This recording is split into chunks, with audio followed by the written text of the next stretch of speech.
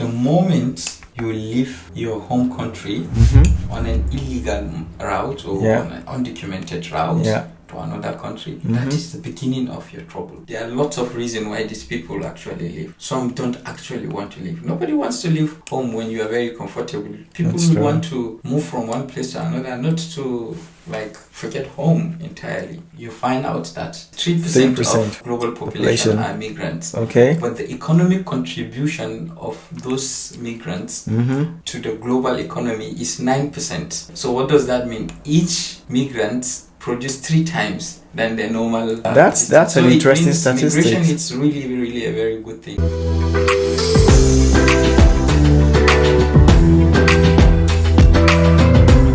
Hi everyone, how's it going? So today I have Samuel with me in the studio and we're going to be talking about a very important topic, and that is around human security and migration. Why do people migrate illegally? For me, I think people need to have the right information about migration so that they can do this legally. We're going to talk about the different routes of migrations, how you can move abroad, but more importantly, the dangers of illegal migration. But before we proceed, I'd like my special guest here today to briefly introduce himself, and then we will get into the main gist of today's topic. Samuel. Yeah, thanks Mike for having me. As you just mentioned, my name is Gabriel Samuel, and I am a student here at the Royal University studying Masters in International Humanitarian Action, and my area of specialization is human security and migration. Human security and migration. It's not something you hear very often, but one thing I've come to realize is that the migration space is very complex. I mean, most of us, people that you see on my channel, myself, I moved to Germany as a student, and now I am living here more or less permanently. Before we started, Gabriel, you were telling me about, what migration used to be like in the past. How would you compare what migration used to be like in the past to what it is today? I think there is very vast changes the way migration is being seen today and the way it used to be seen before. Okay. So in the current system, you can see the kind of political connection between migration and the government. They are trying to regulate migration. Okay. But it's something really different from then. For example, if you take a look at our parents back then in Africa, majority of them that travel abroad to study usually wants to go back, because when they go back, they know they have a lot of things back home to really enjoy it. Very few decide to stay in here because of some certain reason, which could be either the push and pull factor. But comparatively, I think there are lots of differences. Okay. And today, do people go back after they move abroad? What do you think? Quite a complicated question, to be honest. In most cases, the way I have my personal interaction with the majority of students, some wants to go back and the majority wants to stay. And even if they don't want to stay, they want to move somewhere to go back home.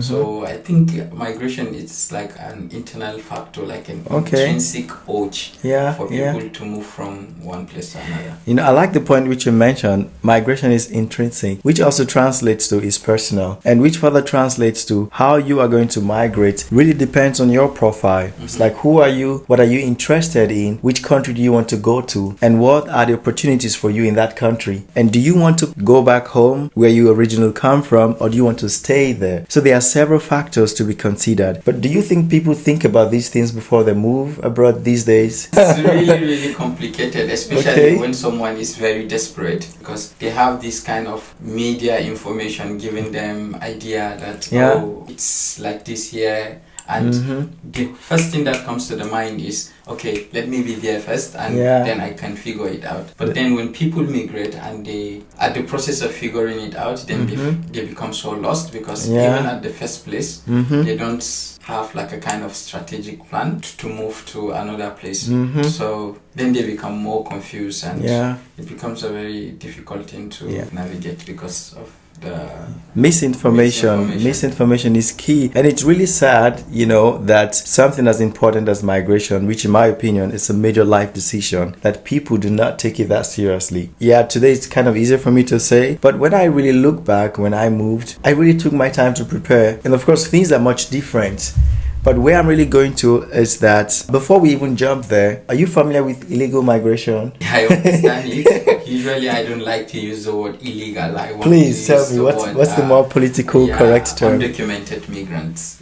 What's the difference between illegal and undocumented? It's a kind of complicated stuff because it's more of like a diplomatic way of saying something is someone is undocumented, because when you said someone is illegally in another country, it means that the person has violated the law, the territorial integrity, or the political independence of the state. Which, yes, a lot of people consider it as a very illegal, but I love to use the word undocumented. Someone who is undocumented in a country.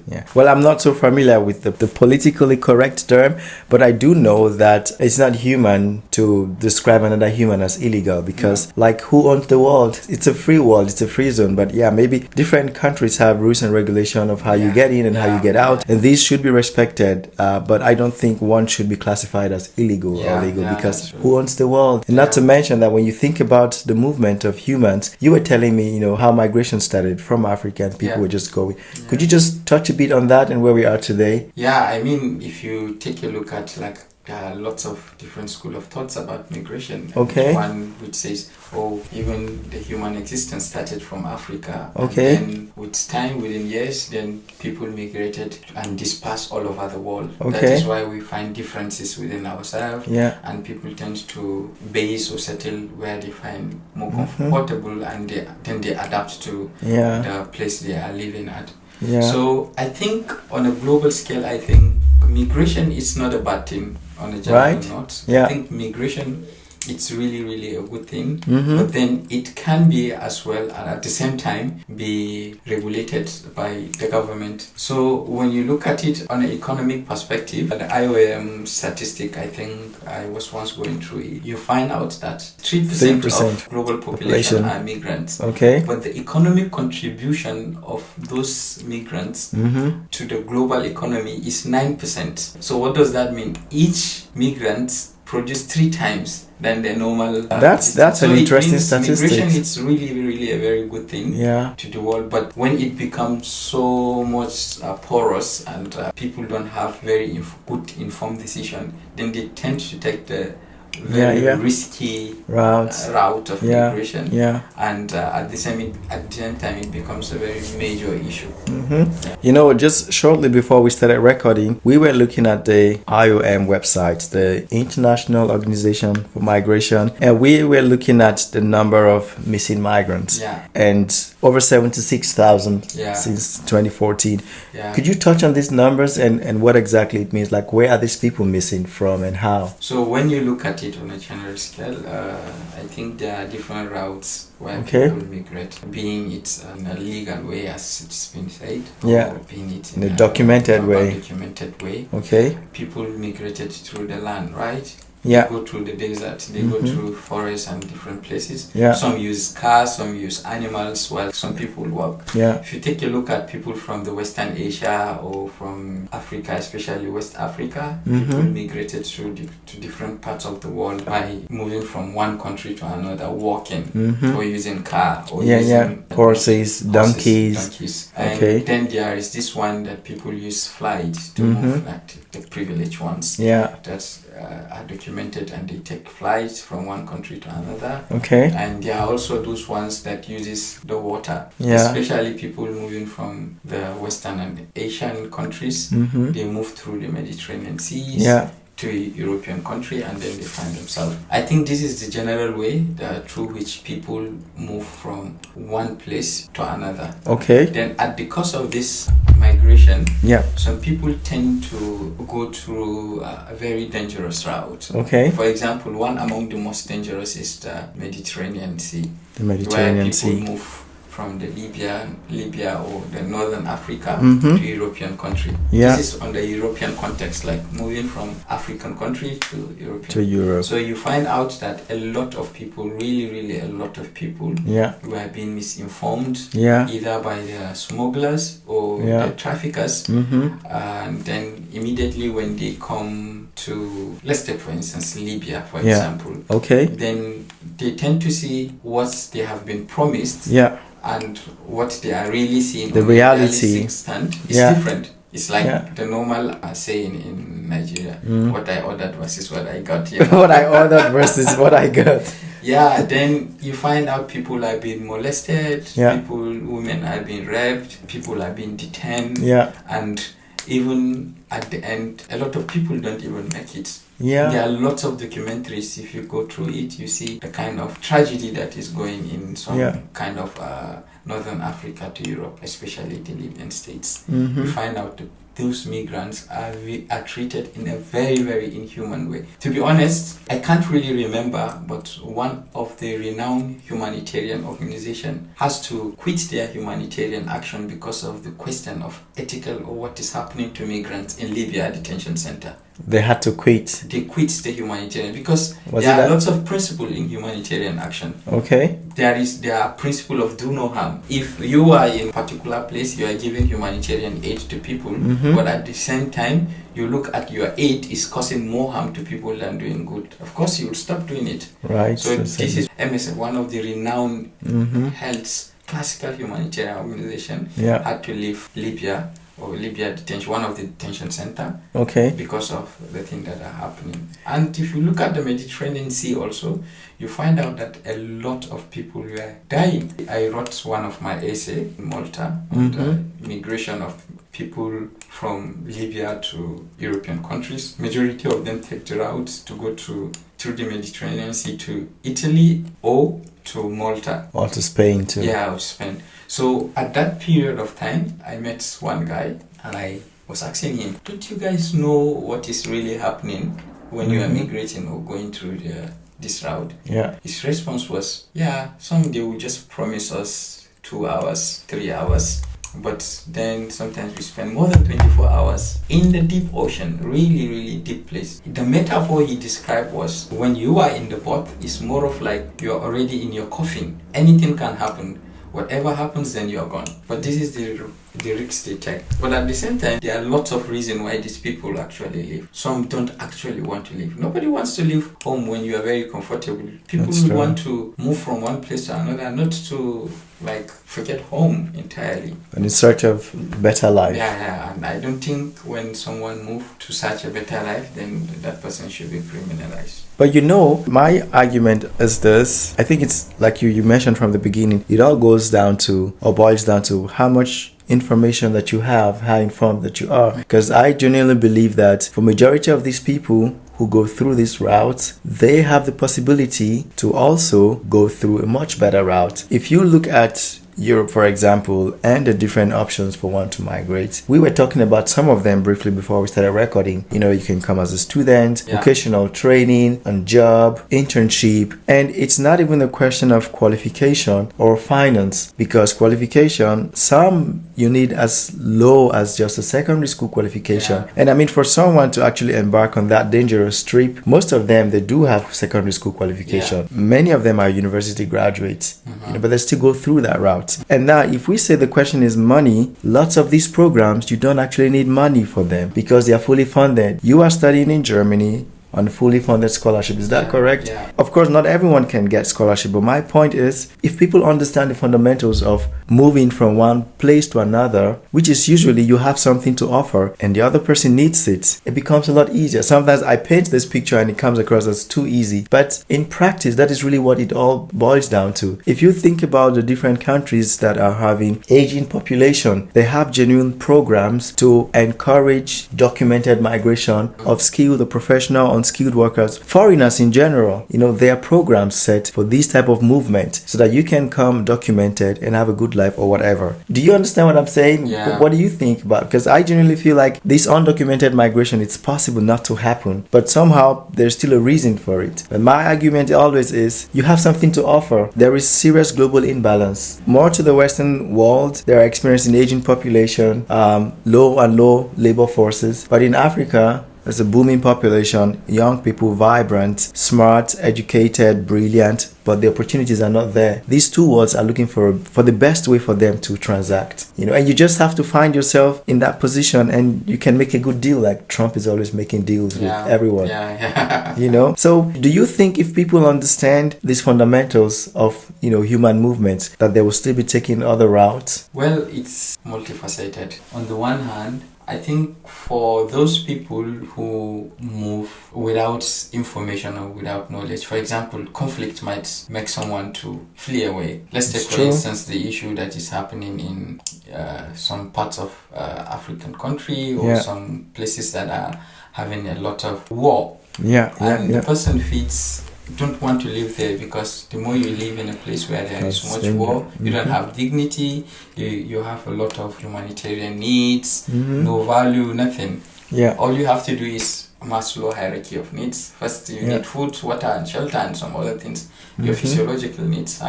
Then if you can't find it, you want to go somewhere to get that, right? So those people usually run for the safety of their life. They want to save themselves. They want to find something to move.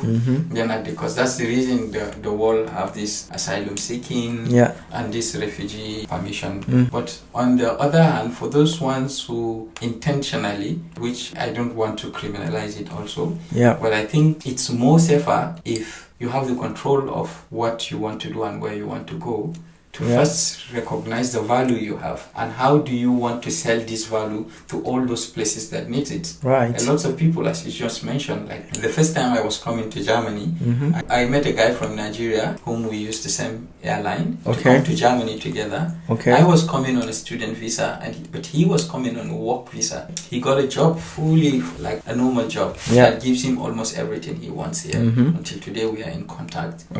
And at the same time, you have to understand that value you have, which you can sell it out, that the people will want. Trust me, even your physical strength, physical energy is a value. 100%. So sometimes you don't have to until I have this, No. Get the value, get the skills, then take the documented way, like the legit way to migrate. And then I think it's going to minimize a lot of trauma and a lot of chaos, because I was going through one book I was reading in Malta. The person was saying the moment you leave your home country on an illegal route or on an undocumented route to another country, that is the beginning of your trouble. For sure. From that moment, you can either lose your life, or at the same time, even those people that migrated through the Mediterranean Sea, passing through chaos in northern Africa, northern states of Africa, then taking the most riskiest route. Really, I was in Malta. That was where I had my specialization in human security and migration studies. I went to the Mediterranean seaside. I saw it, how big it is. It's so much dangerous. Really, you can't really say it's loud enough. But honestly, it's really dangerous. People have to understand the risks they are taking, then measure it if it is really worth it. But I'm not trying to discourage people to migrate. Could it ever be worth it? Well, honestly, if you are fleeing because you want to save your life, and at the cost of fleeing, then you lost the life. Then it's the value of it. But then at the same time, I do understand with people that are really migrating because they have no way out. Imagine somebody wants to kill you. Imagine you are being threatened. Imagine you have no option. Because I met with someone in Italy recently. I was asking him, why do people really move in the Mediterranean Sea despite how difficult it is? Do some of you know? He says, we don't know it, but some of us do know. But then I was also having a conversation with a German doctor who used to volunteer in this humanitarian organization that moves people within the Mediterranean Sea. She says when they want to rescue people in the Mediterranean Sea, and for example, some of the Libyan force used to chase them, to repatriate them, like to send them back. Back where? Back to the sea? Back, like they are leaving the Libya, for example, to come to a safe place. And at the process of coming to a safe place, some of the forces, Libyan force, they chased them with their ship, with the fast ship, and some of them were shot, and some of them were being forced to go back to Libya. And do what? Because they don't want them to come here. They don't want them to come to Europe. It's really so they want to keep them in Libya. They want to keep them in Libya, or some of them cannot even go back. Imagine a Nigerian or somebody from West Africa moving or coming with the intention to come to Europe through the Mediterranean Sea. Okay. Then they come and then they got stuck in Libya. Yeah. And they were all sent to Libyan detention center. So it means, like, for example, let me give you an example. Maybe Please. I'm using the detention center. It's a place where migrants are being kept. Okay. Especially, for example, if you go to another country, you don't have where to go, nothing to do. And other countries, they call them camps, right? Detention camps. No, but usually before they send you to a detention camp, they keep you at detention center. Okay. Those detention, every country have its own policy. You go to this country, and when, for example, you come into the country, first what they do is they send you to detention center, do some medical examination, and make sure that everything is really going well with you. Then at the time, then you find out some humanitarian organizations support you in asylum seeking application and some other thing. Okay. So in that period of asylum seeking or this time, then you can be moved out of the detention center. Okay. And then you'll be kept in the camp. I see. You'll be kept in the camp. Okay. So then at that process, until your asylum seeking result is out, granted, then you realize it. But it's really dangerous. I think it's about understanding your value in general, and then selling it out. Yeah, I think really that sums it up. Understanding your value. I mean, except you want to gain without giving. You want to take but not give, and it doesn't really work that way. I think the world has evolved in such a way that for you to get something, you have to give something. The more valuable what you give is, the more you receive. You know, it's like you get paid for as much value that you can give. And so the question always is, what value do you have to offer? You know, a lot of people are looking for your value. Lots of countries are looking for your value, and it really does not matter your age or your qualification. What matters the most is what's your profile like. What value do you have to offer? And another thing also is, whatever you want to do, always begin to think about it, ahead, plan ahead, because most times people just wait until things get really bad, then they become desperate. What we are trying to do here is just to inform you about the opportunities that are available to you, that you can take the time to look through them and decide which one do you want to jump onto. Of course, nobody is saying it's going to be easy. No way, that's not the point here. But the thing is, even the other easy way, it's way difficult. It's way difficult because, like he said, the moment you begin in an unconventional way, let me put it that way so it's at least politically correct, that's the beginning of the end of everything, because you cannot plan, you don't have the right document, your life is at risk at different level. Like, what's the future of that? When you take a look at it, even people that take the unconventional way, as you mentioned, some of them pass through this process of difficulty, risking their life, coming in the country, become an asylum seeker, and within the period of that asylum seeking, then the asylum seeking application is being rejected. And from that time, then they get deported. So it's like starting a risky journey and then going back. To start all over. So instead of taking that risk, why not just identify what you have? Get the main legit person who can support you.